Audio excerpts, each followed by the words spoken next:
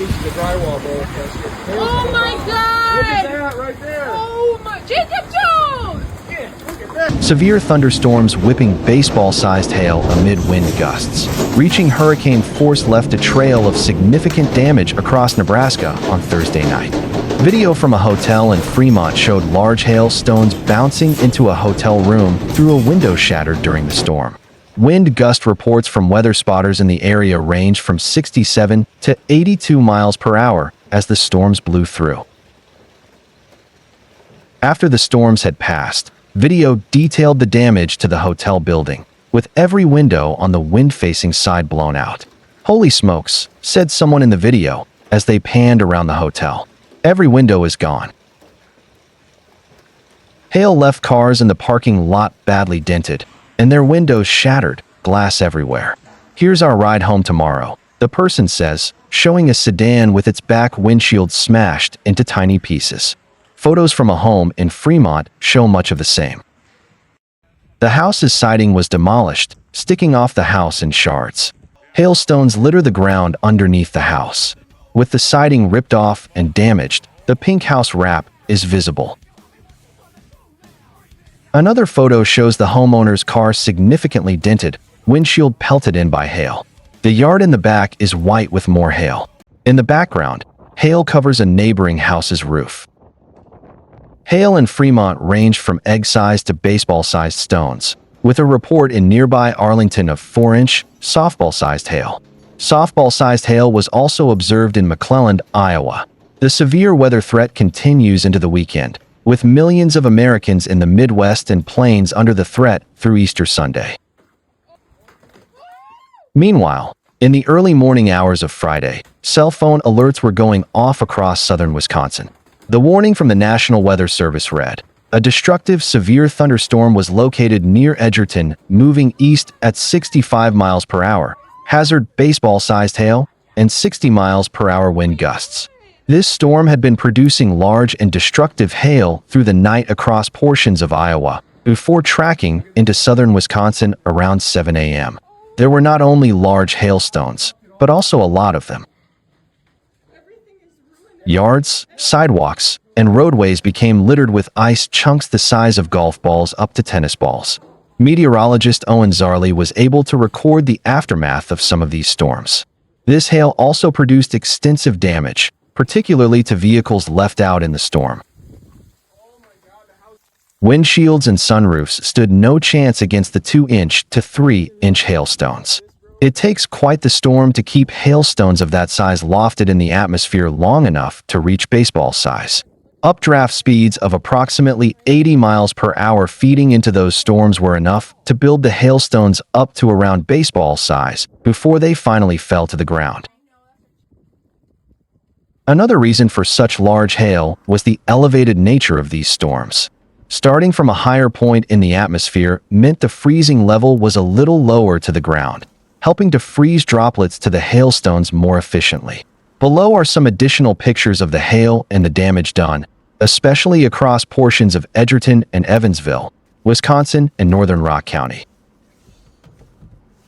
A preliminary report from the National Weather Service said the tornado that touched down north of Omaha near Bennington on Thursday night was an EF3 with winds up to 140 miles per hour. The tornado damaged several homes and other buildings, despite being on the ground for only a short time, the report said. The twister was one of 6 reported in eastern Nebraska and western Iowa on Thursday night. In addition to the team that produced the report on the tornado near Bennington, another survey team was in southwest Iowa looking at a stronger storm track there, said Vanda Walt, lead meteorologist at the National Weather Service's Omaha office. The Weather Service also was working with county emergency managers to do virtual damage surveys in other areas. He said 2 tornadoes were spotted in Cass County, near the towns of Alvo and Manly. Probably a couple of tornadoes in Cass County, at least one in southwest Iowa, and then maybe about 3 on the storm that tracks from east of Columbus to north of Omaha, DeWalt said. He said winds over 80 miles per hour and baseball-sized hail were reported from the storm that hit the Bennington area. We're actually getting some reports of softball-sized hail on the north side of Fremont and also in Arlington, he said. Northeast of Council Bluffs, there was also softball-sized hail reported. The storms were spawned by a cold front that swept across the state Thursday, leaving colder conditions in its wake. Most of Nebraska was expected to see high temperatures only in the 40s and 50s on Friday, and some areas of the Panhandle even saw a dusting of snow. Homes were left destroyed after a tornado touched down Thursday evening in northern Douglas County near Dutch Hall Road. One homeowner told local media he barely had time to get to the basement before the tornado hit. When he came back upstairs, he said he was seeing sky where the roof was supposed to be.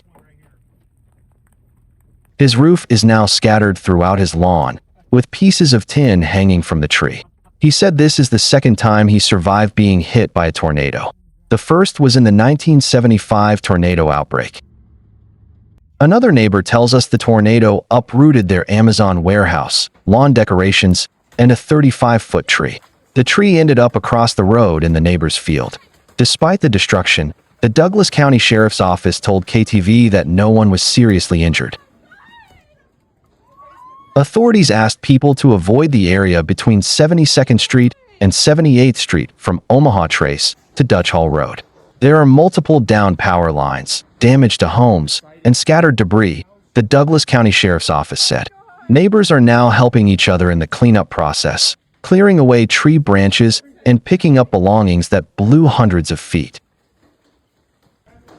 At least one tornado touched down along with baseball-sized hail in Iowa in a line of severe storms that also hit Nebraska and worked their way into Wisconsin.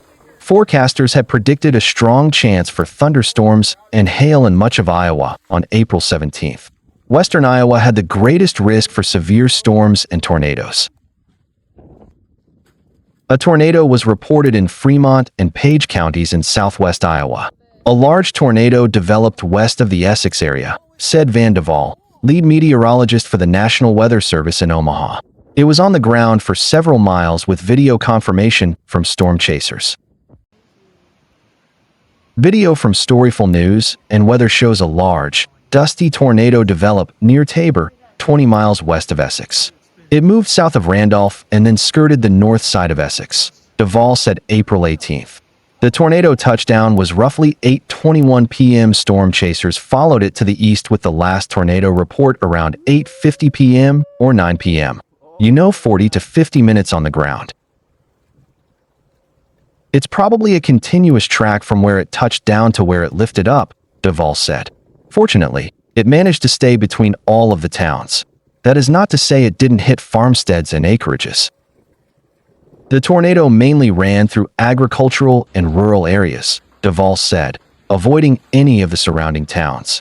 Most of the damage was throughout buildings, according to preliminary reports. The National Weather Service also had reports of a tornado in Pottawatomie County, but still are determining details.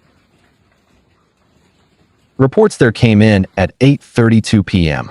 That storm included 2.5 inches hail to 4-inch hail, which could do significant damage, Deval said.